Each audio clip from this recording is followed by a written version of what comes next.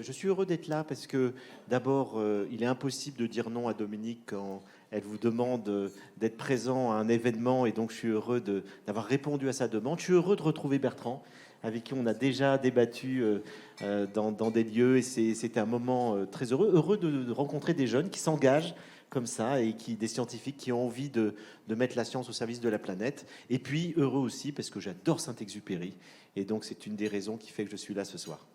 Alors, en quelques minutes, petite réflexion philosophique sur la crise que nous vivons.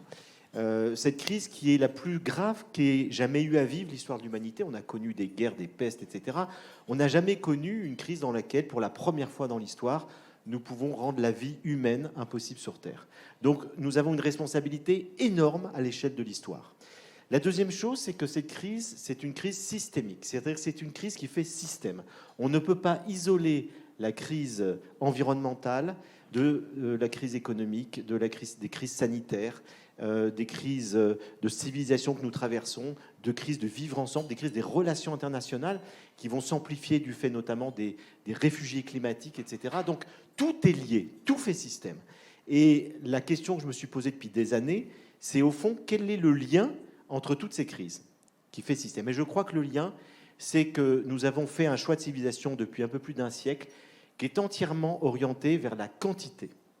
Nous recherchons le rendement, la performance, la quantité, et c'est ça qui pille la planète. C'est ça qui nous amène dans des sociétés où les inégalités s'accentuent. C'est ça qui fait que nous avons privilégié l'avoir à l'être. Et au fond, cette crise qui est liée à la quantité peut être déjouée si nous faisons un autre choix de civilisation et que nous préférons la qualité à la quantité. Parce que je crois que c'est l'optique, c'est la finalité qui peut nous sauver. Et c'est de dire, au fond, qu'est-ce qu'on préfère? Est-ce qu'on préfère avoir plein de choses ou est-ce qu'on préfère avoir une qualité de vie? Est-ce qu'on préfère des relations liées à la compétition, à la domination, ce qui est l'idéologie dominante du monde aujourd'hui, ou est-ce qu'on préfère avoir des relations avec les autres liées à la collaboration, à la coopération? Est-ce qu'on préfère le toujours plus ou est-ce qu'on préfère le mieux-être? C'est le grand choix de civilisation qui pèse sur nos épaules. Alors quand je vous dis ça, évidemment, c'est un peu écrasant. Et puis on se dit, mais c'est dur de changer de vie comme ça, c'est dur de changer de modèle, de passer de l'avoir à l'être, sans nier l'avoir, mais de privilégier l'être à l'avoir. C'est extrêmement difficile, on ne peut pas le faire en se flagellant, on ne peut pas le faire en se disant, il faut, on n'y arrivera jamais. On sait très bien que la seule chose qui nous permettra de changer, c'est le désir. Et là, je m'appuie sur mon maître à penser, Spinoza, ce grand philosophe du XVIIe siècle, qui nous dit le désir est l'essence de l'être humain. C'est le moteur de nos existences. On ne peut rien changer sans désir. Et donc, qu'est-ce qu'il faut faire? C'est éveiller de nouveaux désirs. Et Spinoza a cette phrase remarquable, qui pour moi est une des plus importantes de l'histoire de la philosophie. Il nous dit, nous ne désirons pas une chose parce que nous estimons qu'elle est bonne, mais c'est parce que, au fond, nous estimons qu'elle est bonne parce que nous la désirons. C'est le désir qui crée de la valeur. C'est parce que nous désirons la justice que nous allons estimer que la justice est une valeur importante. C'est parce que nous désirons la vérité que nous estimerons que la vérité est une valeur importante.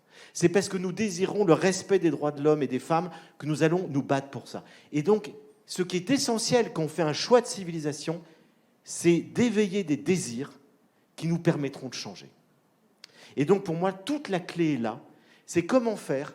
Pour nous-mêmes, c'est déjà un peu tard, mais on va essayer. Mais pour les enfants et pour les jeunes générations, comment éveiller en eux des désirs qui fait qu'ils orienteront leur vie vers des choses essentielles qui permettent une qualité de vie et une qualité de vivre ensemble.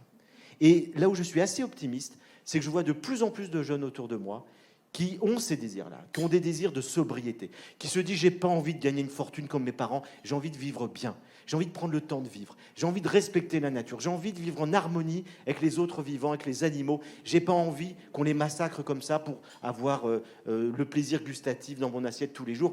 Et donc on voit qu'il y a une motivation chez beaucoup de jeunes qui ont compris viscéralement qu'on pouvait vivre autrement sur Terre, et pour ça, il s'agit d'éveiller des motivations, des désirs qui nous orientent vers l'essentiel, vers l'être, vers l'amour, vers la connaissance, vers le partage, vers tout ce qui nous met dans la joie et d'arriver pour ça à quitter certains petits plaisirs auxquels on est très attaché. Merci. Merci beaucoup.